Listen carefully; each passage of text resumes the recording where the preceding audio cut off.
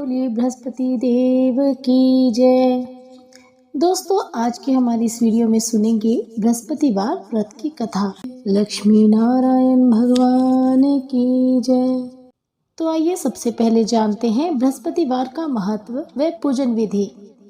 यह व्रत बृहस्पतिवार को रखना चाहिए। इस दिन केले का पूजन करना चाहिए।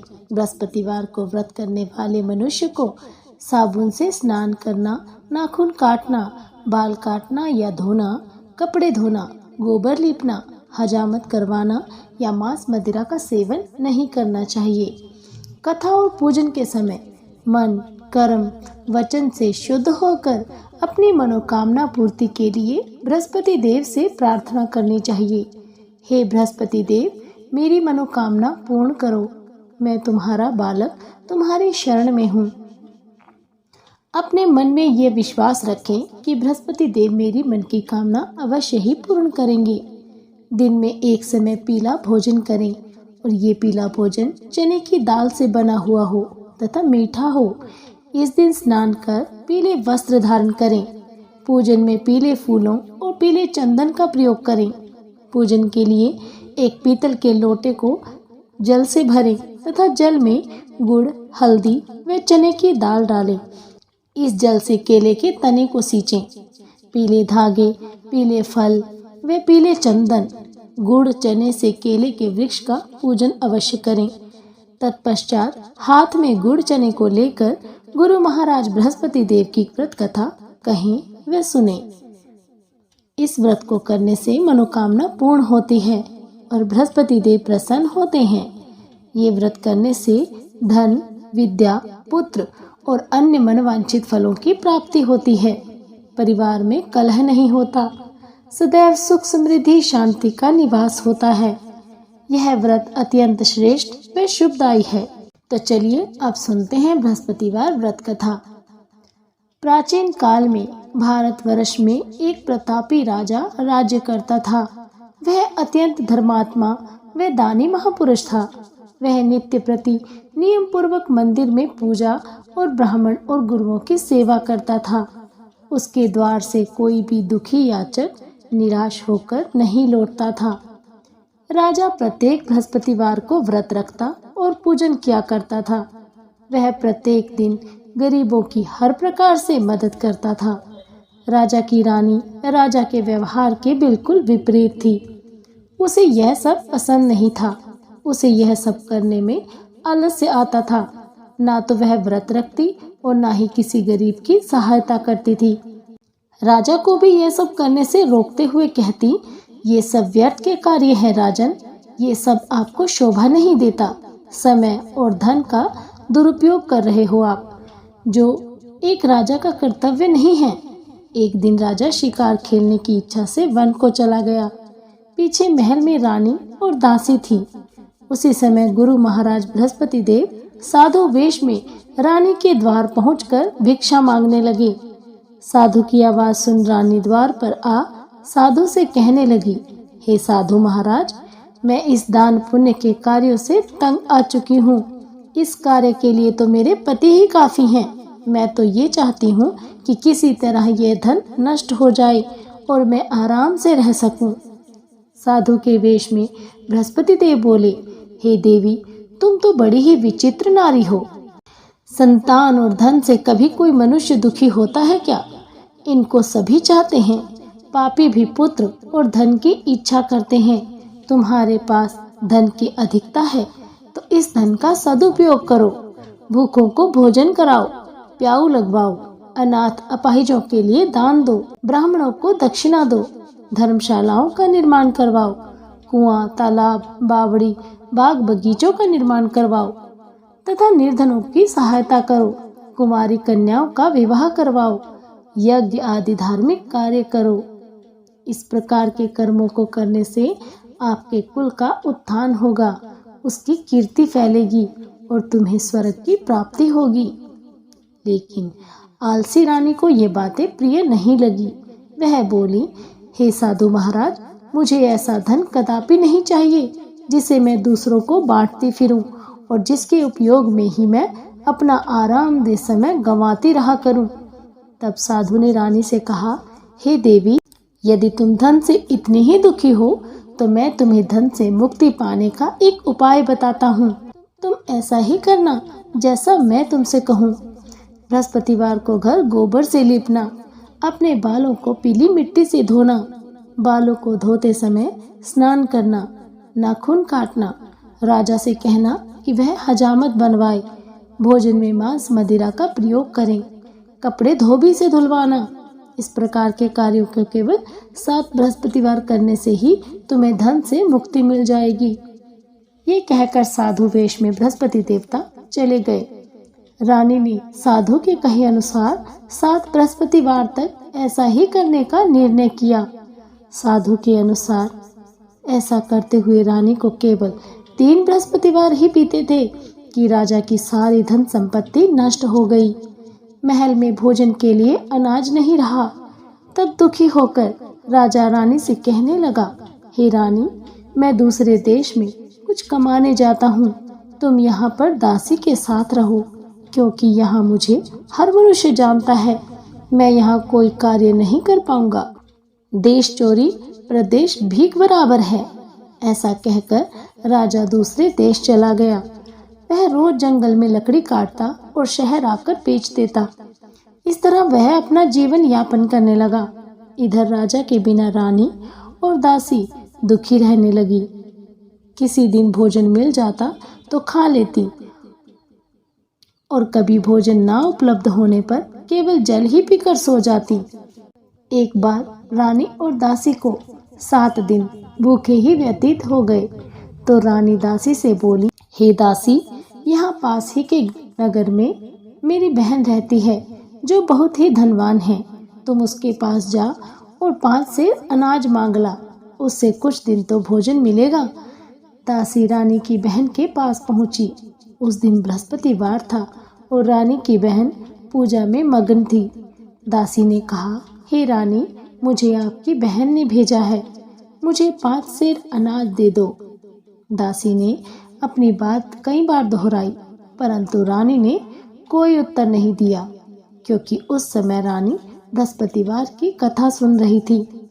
जब रानी ने दासी को कोई उत्तर नहीं दिया तो वह बहुत ही दुखी हुई और उसे गुस्सा भी आया।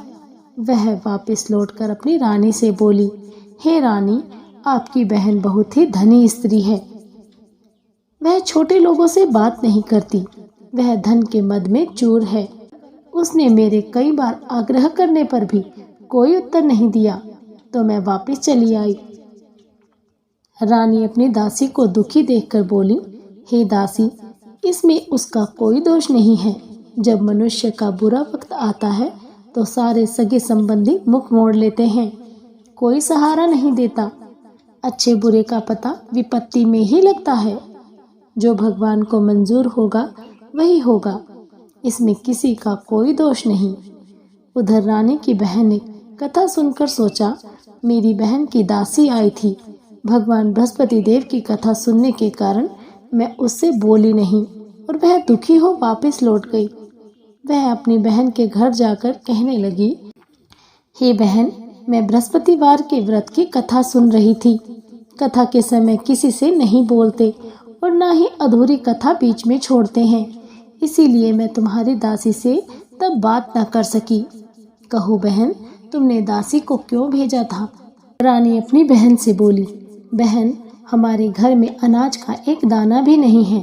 तुम तो सारी बात जानती हो। 7 दिन से हम भूखे हैं, इसीलिए मैंने अपनी दासी को तुमसे 5 सेर अनाज लेने भेजा था। रानी की बात सुनकर रानी की बहन बोली, बहन, बृहस्पति देव सब मनोरथों को पूर्ण करने वाले हैं। देखो, शायद तुम्हारे घर में अनाज रखा हो। यह सुनकर दासी अंदर गई तो एक घड़ा भरा अनाज रखा था। उसे बड़ा आश्चर्य हुआ, क्योंकि उसने एक एक बर्तन देखा था। सारे बर्तन खाली थे, तो ये अनाज का भरा घड़ा यहाँ कैसे आ गया? वह सोचने लगी। उसने बाहर आकर रानी को बताया। बहन ने रानी और दासी को बताया कि घड़ा भर अनाज भगवान बृहस्पति देव की कृपा से आया है। ये सुनकर दासी ने रानी से कहा, हे रानी, देखो, जब हमें अन्न नहीं मिलता तो हम कई रोज तक भूखे रहते हैं। अगर सप्ताह में एक दिन भूखे रहकर व्रत रखकर यदि 6 दिन भोजन मिले तो क्या बुराई है। आप अपनी बहन से व्रत की विधि पूछ लीजिए, हम भी व्रत को विधि पूर्वक करेंगे। दासी के आग्रह पर रानी ने अपनी बहन से बृहस्पतिवार के व्रत की विधि पूछी। उसकी बहन बोली, हे बहन, बृहस्पति देव का व्रत बेहद सरल है। इस व्रत हेतु बृहस्पतिवार को चने की दाल व गुड़ से विष्णु भगवान की केले की जड़ में पूजा करते हैं और दीपक जलाते हैं। इस दिन पीले वस्त्र पहने और पीला भोजन करें तथा पहले कथा सुने। इस प्रकार गुरु बृहस्पति देव प्रसन्न होकर अन्न, धन तथा पुत्र देते हैं। व्रत और पूजन की विधि बताकर रानी की बहन अपने घर चली गई। रानी और दासी ने निश्चय किया कि वे बृहस्पतिवार का व्रत अवश्य करेंगी। जब बृहस्पतिवार आया तो उन्होंने व्रत रखा। वे गुड़साल में जाकर गुड़ चना बीन लाई और उससे केले की जड़ का पूजन किया। अब समस्या ये थी कि पीला भोजन कहाँ से आए।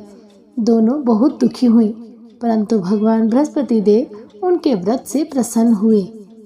वे एक साधारण व्यक्ति के रूप में 2 थालों में सुंदर पीला भोजन लेकर आए और दासी को देकर बोले, हे दासी, यह भोजन तुम्हारे और रानी के लिए है, तुम दोनों ये भोजन कर लो। रानी को भोजन के विषय में कोई जानकारी नहीं थी। दासी अपनी रानी के पास जाकर बड़ी प्रसन्नता से बोली, रानी जी, भोजन कर लो। रानी दासी से बोली, जा तू ही कर ले भोजन। दासी बोली, हे रानी, एक व्यक्ति भोजन दे गया है। रानी बोली, वह व्यक्ति तेरे ही लिए भोजन दे गया है, जा तू ही कर ले भोजन। तब दासी ने कहा, नहीं रानी, वह केवल मेरे ही लिए नहीं, हम दोनों के लिए 2 थालों में अत्यधिक स्वादिष्ट भोजन दे गया है, आइए भोजन ग्रहण कीजिए। दोनों ने गुरु बृहस्पति देव को नमस्कार कर भोजन प्रारंभ किया। उसके बाद वे प्रत्येक बृहस्पतिवार को विधि पूर्वक व्रत करने लगी। बृहस्पति देव की कृपा से उनके पास पहले के समान ही बहुत धन हो गया, परंतु धन ने फिर से रानी को आलसी बना दिया। तब दासी बोली, देखो रानी, तुम पहले भी इसी आलस्य के वशीभूत होकर धन नष्ट कर चुकी हो। अब गुरु महाराज की कृपा से फिर सुख के दिन लौटे हैं, तो तुमने फिर से आलस्य का दामन थाम लिया है। बड़ी मुसीबतों के उपरांत हमें धन की प्राप्ति हुई है, अब हमें दान पुण्य करना चाहिए। दासी की बात मानकर रानी भूखों को भोजन कराने लगी। उसने प्याऊ लगवाए, ब्राह्मणों को धन दिया, अपाहिजों और अनाथों को दान दिया। कुएं, तालाब, बावड़ी, बाग बगीचे लगवाए। मंदिरों, पाठशालाओं, धर्मशालाओं का निर्माण करवाया। निर्धनों को धन दिया। कुंवारी कन्याओं की शादी करवाई। उसने अपना काफी धन शुभ कार्यों में खर्च किया, जिससे रानी की प्रसिद्धि फैलने लगी, उसके कुल की कीर्ति बढ़ने लगी। दासी की बात मानने से उसके पितृ भी प्रसन्न हुए। अपने अच्छे कर्मों व बृहस्पति देव के व्रत से रानी की बुद्धि ठीक हो गई।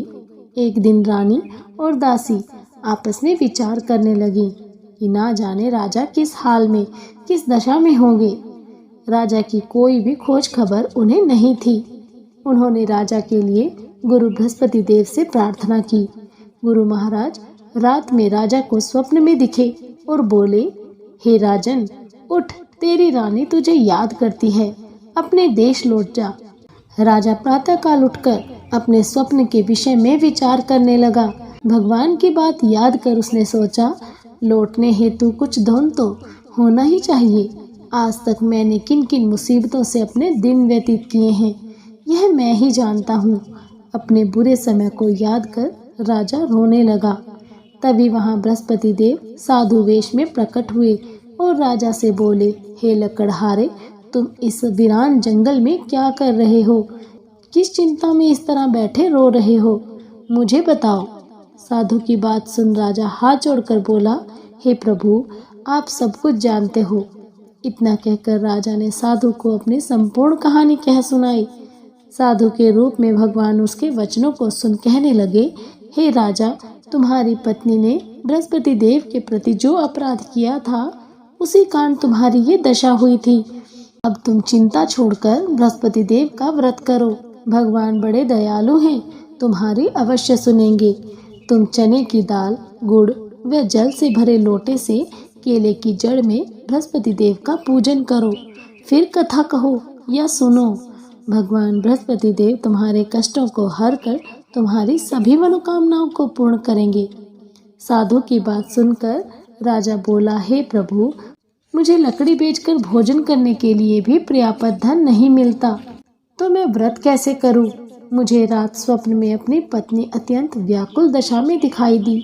मेरे पास कोई साधन नहीं है जो मैं उसका हाल जान सकूं। साधु विनम्र वचनों से राजा से बोला, हे राजन, तुम किसी भी बात की चिंता मत करो। बृहस्पतिवार के दिन तुम रोज की तरह ही लकड़ियां शहर में बेचने जाना। तुम्हें रोज से दुगना धन प्राप्त होगा। उस धन से तुम बृहस्पति देव का पूजन कर मुझसे सुनी हुई कथा कहना। भगवान बृहस्पति देव तुम्हारी सभी मनोकामनाएं पूर्ण करेंगे। साधु महाराज ने कथा शुरू की। बहुत समय पहले की बात है। एक नगर में एक निर्धन ब्राह्मण रहता था। वह संतानहीन था। वह प्रतिदिन पूजा पाठ करता था, परंतु उसकी स्त्री नास्तिक थी। ना तो वह स्नान करती थी, ना ही किसी देवता को पूजती थी। सुबह उठते ही भोजन करना उसकी दिनचर्या थी। अपनी पत्नी के इस आचरण से ब्राह्मण बहुत ही दुखी था। वह अपनी पत्नी को समझा समझाकर थक गया था, परंतु परिणाम वही, ढाक के 3 पात। ब्राह्मण की पूजा अर्चना से प्रसन्न हो एक दिन भगवान ने ब्राह्मण को पुत्री प्राप्ति का वरदान दिया। 9वें मास ब्राह्मण के घर एक कन्या का जन्म हुआ। वह अपने पिता की छत्र छाया में बढ़ने लगी।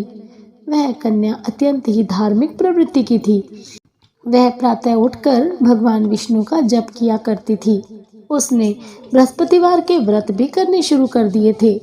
प्रातः पूजन कर स्कूल जाती तो मुट्ठी भर जौ सारे रास्ते पाठशाला तक डालती जाती और लौटते समय वही जौ स्वर्ण के हो जाते तो उन्हें बीनकर घर ले आती। उसका प्रतिदिन का यही नियम था। एक दिन वह सूप में उन सोने के जौ को साफ कर रही थी। तब उसकी माँ ने लड़की को देखा तो बोली, हे पुत्री, सोने के जौ साफ करने के लिए सोने का ही सूप होता तो कितना अच्छा होता। दूसरे दिन बृहस्पतिवार था। वह कन्या व्रत रखकर पूजन कथा के समय बृहस्पति देव से प्रार्थना करने लगी, हे महाप्रभु गुरुदेव, यदि मैं शुद्ध मन कर्म वचन से आपकी पूजा अर्चना करती हूँ तो आप मुझे सोने का सूप देने की कृपा करें। बृहस्पति देव उस बालिका की पूजा से प्रसन्न थे। उन्होंने उस कन्या की प्रार्थना स्वीकार कर ली। प्रतिदिन की तरह वह कन्या जौ बखेरती हुई चली गई। जब वह लौटते समय जौ बीन रही थी तो उसे सोने का सूप भी रास्ते में ही पड़ा हुआ मिल गया। बृहस्पति देव की कृपा से वह अत्यंत प्रसन्न थी।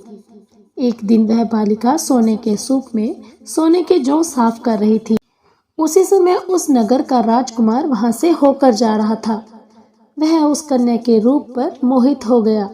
राजमहल में जाकर उसने अन्न जल त्याग दिया और उदास भाव से अपने शयन कक्ष में पड़ा रहा। जब यह समाचार राजा को मिला तो वो चिंतित हो मंत्रियों सहित राजकुमार के शयन कक्ष में पहुंचा और अपने पुत्र के पास जाकर पूछा, हे पुत्र, क्या बात है? तुम्हें क्या कष्ट है? क्या तुम्हारा किसी ने अपमान किया है या अन्य कोई कारण है? मुझसे कहो, मैं वही करूंगा जिससे मेरे प्रिय पुत्र की खुशियां लौट आएं। राजकुमार अपने पिता की चिंतित वाणी सुनकर बुझे बुझे से स्वर में बोला, हे पिताश्री, मुझे आपकी छत्र छाया में किसी प्रकार का कोई दुख नहीं है, ना ही मेरा किसी ने अपमान किया है। मैं तो उस लड़की से विवाह करना चाहता हूँ जो सोने के सूप में सोने के जौ फटक रही थी। अपने पुत्र की बात सुनकर राजा को घोर आश्चर्य हुआ और बोला, हे पुत्र, उस लड़की का पता हमें बताओ, मैं अवश्य ही तुम्हारा विवाह उस कन्या से करवा दूंगा। अपने पिता के वचनों को सुन राजकुमार ने अपने पिता से सारा वृतांत कह सुनाया। राजा ने अपने मंत्री को उस लड़की के घर भेजा और कहा, उस ब्राह्मण से कहो कि वह अपने पुत्र का विवाह उसकी पुत्री से करना चाहते हैं। मंत्री ब्राह्मण के घर पहुंचा और उसे राजा का आदेश कह सुनाया। कुछ ही दिन के बाद ब्राह्मण की पुत्री का विवाह राजा के पुत्र से विधिवत संपन्न हुआ। सौभाग्यवती पुत्री के विदा हो जाने के उपरांत ब्राह्मण के घर में फिर से वही गरीबी निवास करने लगी। दोनों समय का भोजन भी मुश्किल से मिलता था। जब एक दिन घर में बनाने को अन्न का एक दाना तक नहीं था तो मजबूर होकर ब्राह्मण अपनी पुत्री से मिलने गया। अपने पिता की दीनहीन दशा देखकर वह बहुत दुखी हुई और उसने अपनी माँ का हाल पूछा तो ब्राह्मण ने सारी दशा कह सुनाई। अपनी माँ के विषय में सुनकर उसे बहुत गुस्सा आया। अपने पिता की दशा में सुधार करने के विचार से पिता को बहुत सा धन देकर विदा किया। कुछ समय सुखपूर्वक बिताकर ब्राह्मण फिर उसी दिनहीन दशा में पहुंच गया। ब्राह्मण फिर अपनी पुत्री के पास पहुंचा और सारा हाल अपनी पुत्री को कह सुनाया। पिता की बात सुनकर उसकी पुत्री बोली, हे पिताजी, आप माताजी को कृपया यहाँ लेकर आए। मैं उन्हें ये विधि विस्तार पूर्वक बता दूंगी जिससे गरीबी दूर हो जाएगी। ब्राह्मण देवता वापस अपने घर पहुँचे और अपनी पत्नी को अपनी पुत्री के पास राजमहल लेकर पहुँचे।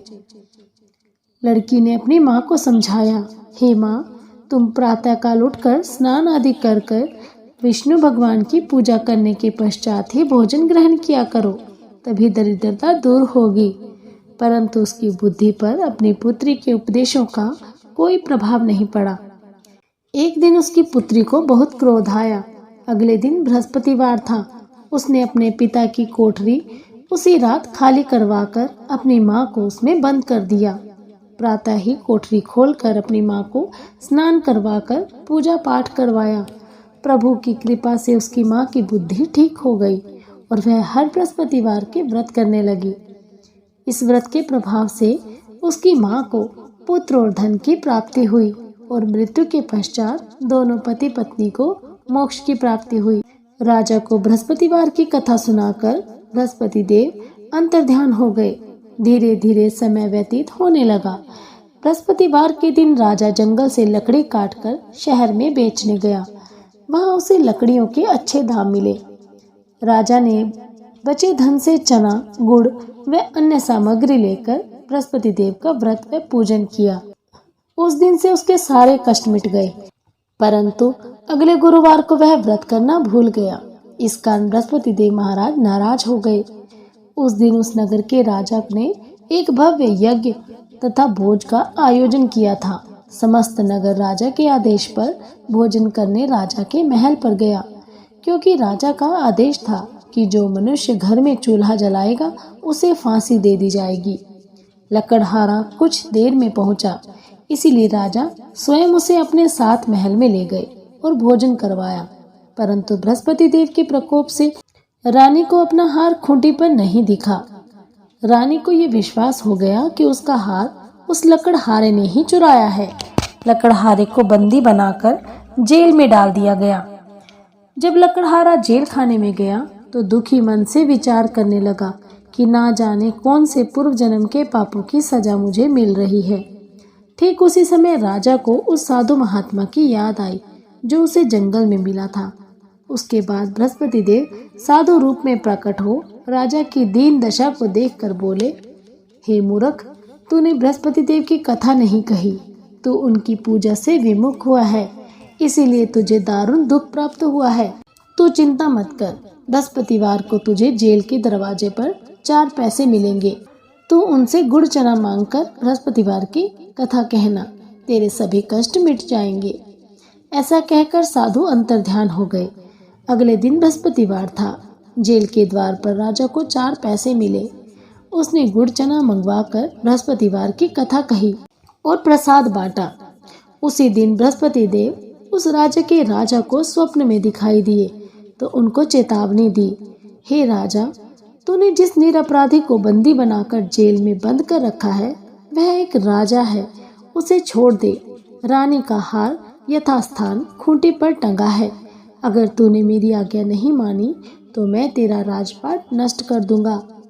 राजा प्रातःकाल उठा और खूंटी पर टंगे हार को देखकर तुरंत सिपाहियों से लकड़हारे को बुलवाया और क्षमा मांगी तथा उसे राजा के योग्य सुंदर वस्त्र और आभूषण देकर विदा किया। गुरु महाराज की आज्ञा अनुसार राजा अपने नगर को चल दिया। राजा जब अपने नगर के निकट पहुंचा तो उसे अत्यधिक आश्चर्य हुआ। नगर में पहले से अधिक बाग, तालाब, कुएं, बहुत सी धर्मशालाएं, मंदिर आदि बने हुए थे। राजा ने एक व्यक्ति को रोककर पूछा, हे सुनो, ये धर्मशालाएं और बाग किसने बनवाए हैं? वह मनुष्य बोला, ये बाग, बगीचे, धर्मशालाएं, पाठशालाएं यहाँ की रानी और दासी ने बनवाए हैं। ये सुनकर राजा को अत्यधिक क्रोध आया।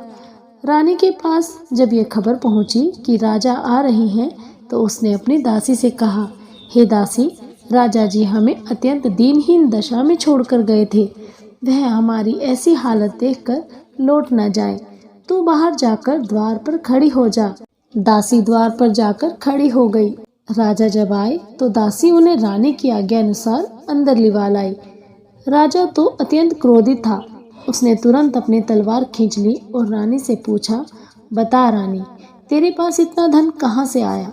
मैं तो तुझे बहुत ही दीनहीन दशा में छोड़कर गया था। रानी राजा से बोली, हे नाथ, आप सही कह रहे हैं। यह सब धन हमें बृहस्पति देव की कृपा से प्राप्त हुआ है। रानी की बात सुनकर राजा का क्रोध समाप्त हो गया। उसने निश्चय किया कि सब तो सप्ताह में एक बार कथा कहते हैं, मैं दिन में 3 बार कथा कहूँगा। उसके बाद हर समय राजा के दुपट्टे से चने और गुड़ बंधे रहते थे। वह दिन में 3 बार कथा कहने लगा। एक दिन राजा ने अपनी बहन को लिवा लाने का विचार किया। इस तरह का निश्चय कर रानी से कहकर चल दिया। मार्ग में उसने देखा वृद्ध लोग मुर्दे को लिए राम नाम सत्य है कहते जा रहे हैं। उन्हें रोककर राजा बोला, हे भले मानसो, मेरी बृहस्पतिवार की कथा सुन लो। वे सभी बोले, यहाँ हमारा आदमी मर गया है और इसे अपनी कथा की पड़ी है, हमें नहीं सुननी तेरी कथा। परंतु एक वृद्ध आदमी बोला, अच्छा कहो, हम तुम्हारी कथा भी सुनेंगे। कहो भाई, अपनी कथा कहो। राजा ने चने गुड़ निकालकर कथा आरंभ कर दी। मुर्दा हिलने लगा। कथा समाप्त होने पर मुर्दा राम राम कहता हुआ उठ बैठा। लोग आश्चर्यचकित हो कथा के चमत्कार के प्रति नतमस्तक हो गए। राजा अपने घोड़े पर सवार होकर आगे बढ़ा। आगे उसे एक खेत पर किसान मिला। राजा किसान से बोला, भैया जरा ठहरो, तुम मुझसे भगवान बृहस्पति देव की कथा सुन लो। किसान राजा से बोला, आगे जाओ भैया, जितनी देर में मैं तुम्हारी कथा सुनूंगा उतनी देर में तो मैं 4 बार खेत जोत लूंगा। नहीं भाई, मुझे नहीं सुननी तुम्हारी कथा। किसान के ऐसा कहते ही उसके बैल पछाड़ खाकर गिर पड़े। खुद किसान भयंकर पेट दर्द से तड़पने लगा। तभी किसान की पत्नी खेत पर रोटी लेकर पहुंची। चिंतित होकर उसने अपने पुत्र से पूछा, हे पुत्र, क्या हुआ तेरे पिता को? ये अभी तो अच्छे भले थे। तब लड़के ने अपनी माँ को सारी बात बताई। वह दौड़कर राजा के करीब पहुंचकर बोली, हे राजन, रुको, मैं सुनूंगी तुम्हारी कथा, परंतु कथा मेरे खेत पर चलकर कहनी होगी। राजा खेत पर पहुंचा और उसने चने और गुड़ हाथ में लेकर कथा कही, प्रसाद बांटा। किसान के बैल पुनः जीवित हो गए और किसान भी स्वस्थ हो गया। राजा सीधा अपनी बहन के घर पहुंचा। बहन ने अपने राजा भैया की बहुत आवभगत की। राजा की अभी एक समय की कथा बाकी थी। वह अपनी बहन से बोला, बहन, मुझे कथा कहनी है। तुम कोई ऐसा मनुष्य ले आओ जिसने कुछ न खाया हो, उसे ही मैं कथा सुना सकता हूँ। अपने भाई की बात सुनकर राजा की बहन बोली, भैया, हमारे नगर में तो सभी सबसे पहले भोजन करते हैं, तत्पश्चात ही कुछ कार्य करते हैं। ऐसे में कोई भूखा तो मिलना कठिन है, फिर भी मैं देखती हूँ। ऐसा कहकर राजा की बहन किसी भूखे व्यक्ति की टोह में निकल पड़ी। सारा नगर छान मारा, परंतु ऐसा कोई नहीं मिला जो बिना खाना खाए हो। अंत में वह एक गरीब किसान के घर पहुंची। वहां पर उस किसान का पुत्र अत्यंत बीमार था, इसीलिए 3 दिन से किसान ने कुछ नहीं खाया था। उसने तुरंत अपने भाई को वहीं बुला लिया और कथा कहने को कहा। किसान ने राजा की कथा सुनी तो उसका बीमार लड़का सही हो गया। राजा की प्रशंसा पूरे नगर में होने लगी। राजा अपनी बहन से बोला, हे बहन, मैं अपने घर जाऊंगा, तुम भी मेरे साथ चलो। राजा की बहन अपनी सास से पूछने पहुंची, माताजी, मेरे भैया मुझे अपने घर ले जाना चाहते हैं। राजा की बहन की सास ने कहा, तू तो चली जा, परंतु बच्चों को मत ले जाइयो, तेरी भाभी निपुती है। राजा की बहन ने सारी बात अपने भैया को कह दी। अपनी बहन की बात सुनकर राजा बोला, जब बच्चे ही नहीं जाएंगे तो तू क्या करेगी, तू भी यहीं रह। राजा दुखी मन से वापस लौट आया। घर आकर उसने अपनी पत्नी से सारी बात बताई। वह अत्यंत दुखी हुई। रानी बोली, हे बृहस्पति देव, आपकी अनुकंपा से हम सर्व सुखी हैं। हे प्रभु, मुझे पुत्र भी दे दो तो मुझ पर लगा कलंक धुल जाएगा। बृहस्पति देव ने उसकी प्रार्थना सुन ली। 9वें मास रानी के एक सुंदर पुत्र पैदा हुआ। राजा की बहन भी आई। तब रानी ने ताना मारा, घोड़ा चढ़ी न आई, गधों चढ़ी आई। तब राजा की बहन बोली, यदि मैं इस प्रकार न कहती तो तुम माता कैसे बनती। हे बृहस्पति देव, आपने जिस प्रकार राजा को सर्व सुख संपन्न किया, उसी तरह सबको सुखी करना। बोलिए भगवान बृहस्पति देव महाराज की जय। लक्ष्मी नारायण भगवान की जय। चलिए अब करते हैं बृहस्पति देव जी की आरती। जय बृहस्पति देवा, ओम जय बृहस्पति देवा। छिन छिन भोग लगाऊं, छिन छिन भोग लगाऊं, कदली फल मेवा। ओम जय बृहस्पति देवा। तुम पूर्ण परमात्मा, तुम अंतर्यामी, स्वामी तुम अंतर्यामी। जगत पिता जगदीश्वर, जगत पिता जगदीश्वर, तुम सबके स्वामी। ओम जय बृहस्पति देवा। चरणामृत निज निर्मल, सब पातक हरता, स्वामी सब पातक हरता। सकल मनोरथ दायक, सकल मनोरथ दायक, कृपा करो भरता। ओम जय बृहस्पति देवा। तन मन धन अर्पण कर, जो जन शरण पड़े, स्वामी जो जन शरण पड़े। प्रभु प्रकट तब होकर, प्रभु प्रकट तब होकर, आकर द्वार खड़े। ओम जय बृहस्पति देवा।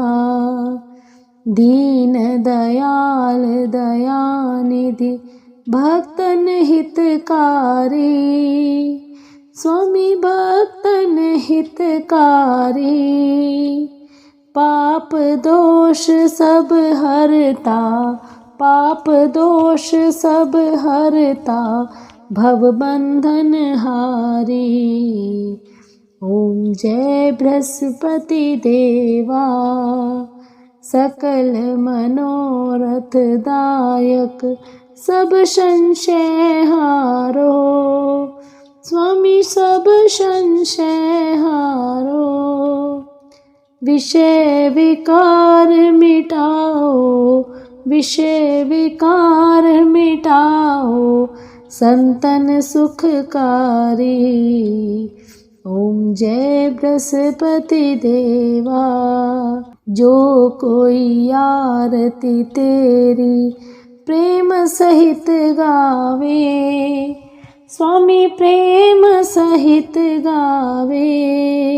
हम सबको आनंद कर, हम सबका आनंद कर, सो निश्चय पावे।